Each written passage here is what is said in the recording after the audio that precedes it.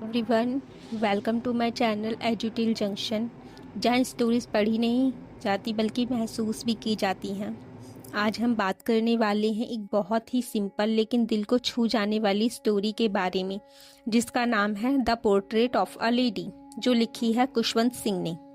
खुशवंत सिंह एक well known Indian writer, journalist और politician थे। उनका लिखने का स्टाइल थोड़ा बोल्ड था, बिल्कुल सीधा, सिंपल और कभी कभी सार्कास्टिक भी था। उन्होंने अपने एक्सपीरियंस को काफ़ी ऑनेस्टली लिखा, जिसका बेस्ट एग्जाम्पल है उनका नोवेल ट्रेन टू पाकिस्तान, जो इंडिया और पाकिस्तान के पार्टीशन पर बेस्ड था। वो सिर्फ एक राइटर नहीं बल्कि एक डिप्लोमेट और राज्यसभा के मेंबर भी रहे। तो चलिए अब हम अपनी स्टोरी को स्टार्ट करते हैं।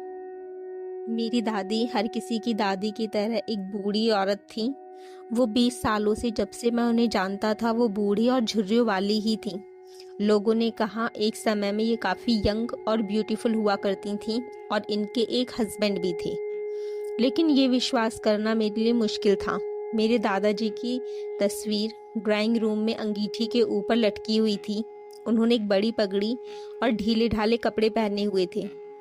उनकी लंबी सफ़ेद दाढ़ी ने उनका ज़्यादातर छाती का एरिया ढक रखा था और वो कम से कम 100 साल के दिखते थे। वो इस तरह के इंसान नहीं लगते थे जिसके पत्नी और बच्चे रहे हों। वो ऐसे दिखते थे जैसे उनके बहुत से पोते और पोतियां हों। जहाँ तक मेरी दादी के यंग और ब्यूटीफुल होने की बात है, ये विचार एकदम उलटफेर करने वाला था। वो अक्सर हमें उन खेलों के बारे में बताया करती थीं जिसे वो बचपन में खेला करती थीं।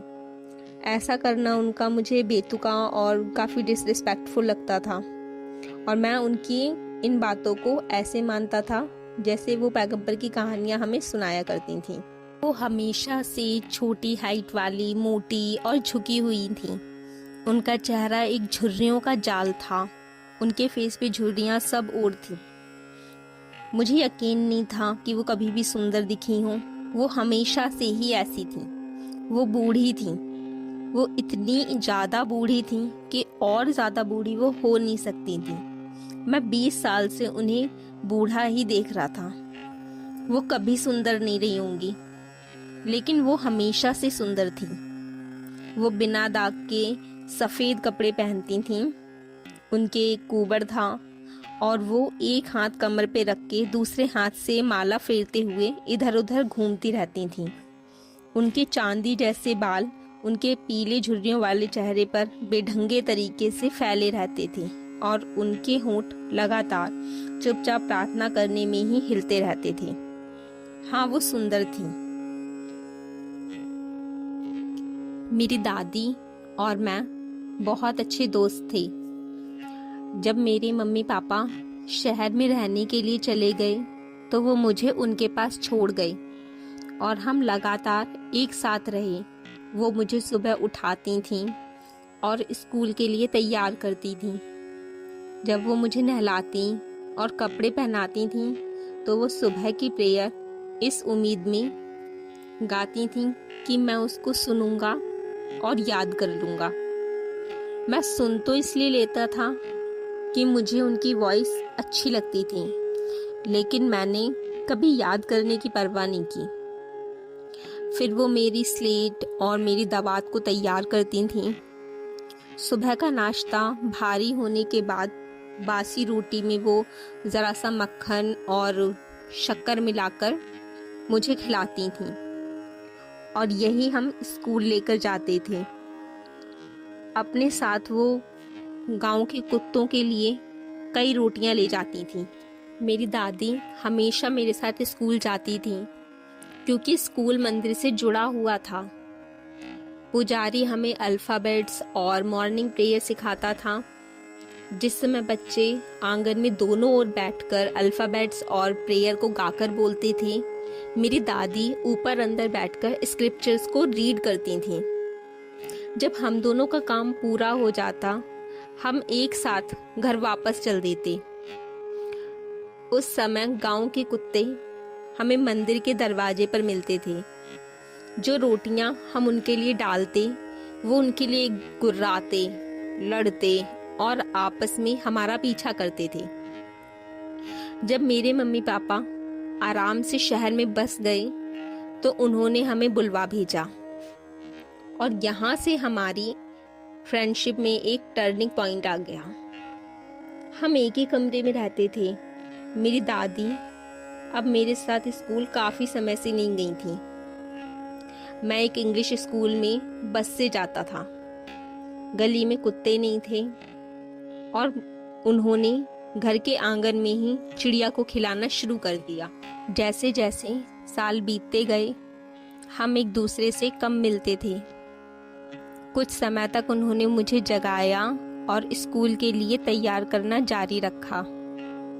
जब मैं वापस आता तो वो मुझसे पूछती कि टीचर ने मुझे क्या पढ़ाया था।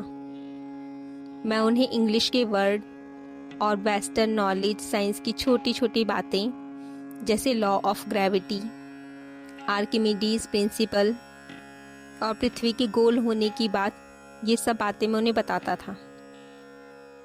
इससे वो अनहैप्पी हो जाती थी। वो मेरी लेसन्स में मदद नहीं कर सकती थी।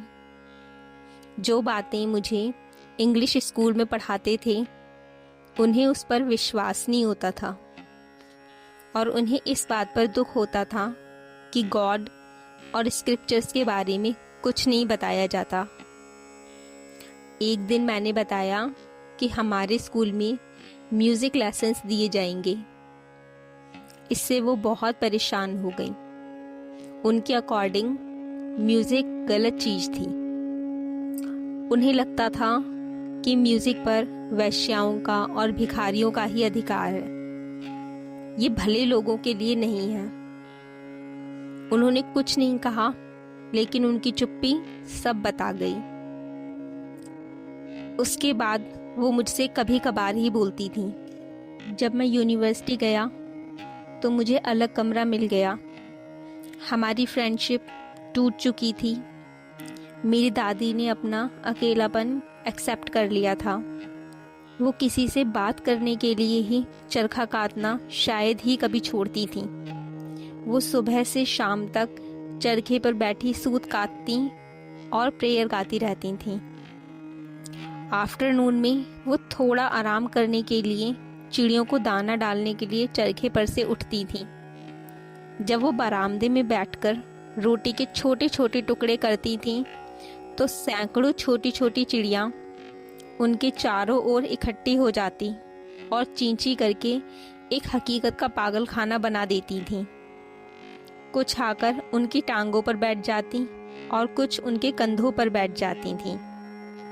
वो मुस्कुराती रहती थीं, लेकिन उन्हें कभी भगाती नहीं थीं। वो आधा घंटा उनका दिन भर में सबसे खुशी का समय होता था।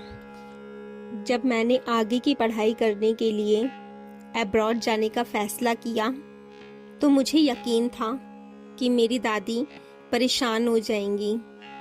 मुझे 5 साल के लिए जाना था और उनकी उम्र का कोई भरोसा नहीं था कि वो मिलती या ना मिलती। मुझे लगा कि वो इमोशनल होंगी, दुखी होंगी। वो तो इमोशनल ही नहीं हुई। वो मुझे छोड़ने रेलवे स्टेशन तक आई, लेकिन ना तो वो बोली और ना ही उन्होंने कोई भी अपना इमोशन दिखाया। उनके होंठ प्रेयर करते समय हिलते रहे। उनका मन प्रेयर में था। उनकी उंगलियां अपनी माला फेरने में बिजी थीं। उन्होंने चुपचाप मेरे माथे को चूमा और उस भीगी स्टैम्प को मैंने हमारे बीच फिजिकल कांटेक्ट की आखिरी निशानी मानकर अपने मन में संजोए रखा। 5 साल बाद जब मैं घर वापस आया और उनसे स्टेशन पर मुलाकात की, वो एक दिन भी ज़्यादा बूढ़ी नहीं लगी। वो उतनी ही बूढ़ी थी जितना मैं उन्हें छोड़ के गया था। उन्होंने मुझसे कुछ नहीं कहा और गले लगा लिया। जब उन्होंने मुझे गले लगाया तो मैं उनके प्रेयर्स को सुन सकता था। वो मेरे आने से पहले भी चिड़ियों के साथ बहुत खुश थी, जिन्हें वो बहुत देर तक खिलाती और हंसी में डांटती रहती थी। शाम को उनमें एक चेंज आ गया। उन्होंने प्रेयर नहीं की। उन्होंने पड़ोस की औरतों को इकट्ठा किया और एक पुराना ढोलक लिया और गाना गाना शुरू कर दिया। वो कई घंटे तक जोर जोर से ढोलक को पीटती रहीं और योद्धाओं के घर वापसी के गाने गाती रहीं। हमें उन्हें ज़रूरत से ज़्यादा मेंटली स्ट्रेस से बचाने के लिए गाना बंद करने के लिए मनाना पड़ा। जब से मैंने उन्हें देखा था, ये पहली बार था कि वो प्रेयर करना भूल ही थी। अगली सुबह वो बीमार हो गई थीं। उन्हें हल्का बुखार था और डॉक्टर ने हमें बताया कि ये बुखार उतर जाएगा।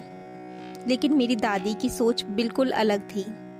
उन्होंने हमसे कहा कि अब मेरा अंत निकट आ गया है। वो बोली कि उन्होंने अपनी लाइफ के अंतिम समय में कुछ घंटे प्रार्थना करना भूल गई थीं। उनके पास बातों में समय बर्बाद करने की अब फुर्सत नहीं थी। तो ये बात हमें बुरी लगी। हमने कहा, दादी तुम ऐसे कैसे कह सकती हो। हमने उनका विरोध किया, लेकिन उन्होंने हमारे बातों को, हमारे विरोध को नकार दिया। वो बिस्तर पर शांति से लेटी हुई थी और प्रेयर कर रही थी और माला जप रही थी। इससे पहले कि हम थोड़ा सा भी शक कर पाते कि उनके होंठ हिलने बंद हो गए और उनकी माला उंगलियों से गिर पड़ी। उनके चेहरे पर एक शांत पीलापन फैल गया और हम समझ गए कि अब वो नहीं रहीं, वो मर चुकी हैं। हमने उन्हें बिस्तर से उठाया और परंपरा के हिसाब से जमीन पर लिटाकर लाल कफन से ढक दिया। कुछ घंटे तक दुख प्रकट करने के बाद हम उन्हें अकेला छोड़कर उनके दाह संस्कार के इंतज़ाम के लिए चले गए। शाम को हम दाह संस्कार के लिए अर्थी लिए हुए उनके कमरे में जब एंटर हुए तो शाम हो रही थी और उनके कमरे और बरामदे को सुनहरी रोशनी ने जगमगा दिया था। हम आंगन के बीच में ही रुक गए। पूरे बरामदे में और उनके कमरे में, ठीक वहाँ तक जहाँ वो कफन से ढकी हुई थीं, हजारों चिड़ियाँ छत पर बिखरी बैठी थीं। कोई चहचहाहट नहीं थी। हमें उन पक्षियों पर दया आई और मेरी माँ उनके लिए रोटी ले आई, जैसे मेरी दादी उन्हें खिलाया करती थी। मेरी माँ ने भी रोटी के टुकड़े टुकड़े करके उनके पास फेंक दिए, लेकिन चिड़ियों ने रोटी की ओर ध्यान ही नहीं दिया। जब हम अपनी दादी का शरीर लेकर चले तो वो फुर से उड़ गईं। अगली सुबह जमादार ने उन रोटी के टुकड़ों को झाड़ू से इकट्ठा करके डस्टबिन में डाल दिया। अब यहीं पर ये कहानी ख़त्म होती है। आई होप आपको ये अच्छे से समझ में आई हो। तो प्लीज़ मेरे चैनल को लाइक करें, शेयर करें और सब्सक्राइब करें। And thanks for watching.